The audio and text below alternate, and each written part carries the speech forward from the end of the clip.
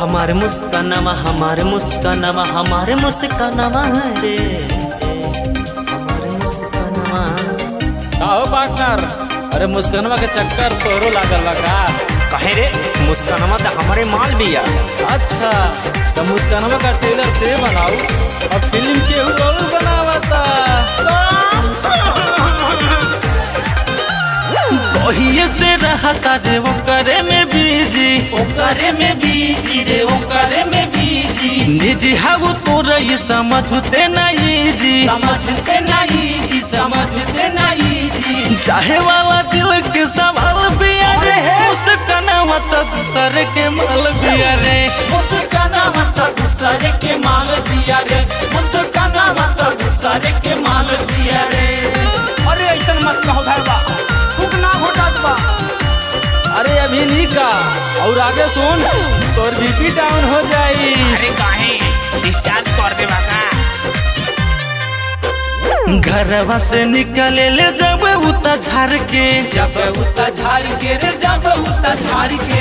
कब कब चल जाले सोचा आँख मार के, सोचा आँख मार के रे, सोचा आँख मार के। सचा के माल न बवाल बिया रे, मुस्कानमा तो दूसरे के माल बिया रे, मुस्कानमा तो दूसरे के माल बिया रे, मुस्कानमा तो दूसरे के माल बिया रे।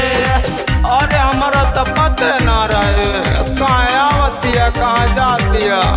मामला बड़ा गंभीर कर दिया है, दिल में पीड़ा हो रहा है, दिलवा धुकुर धुकुर कर रहा है। अरे वो तो हंसे आदमी बा।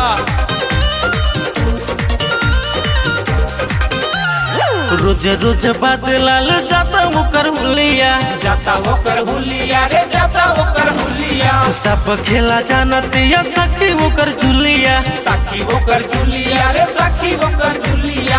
हमर के मस तत्काल दिया रे, मुस्कानमा तो दूसरे के माल बिया रे, मुस्कानमा तो दूसरे के माल बिया रे, मुस्कानमा तो दूसरे के माल बिया रे।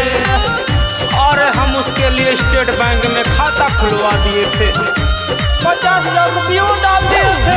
अब बताओ कौन पटौले बाओ के? हम बताएंगे लेकिन मामला गड़बड़ नहीं होना चाहिए।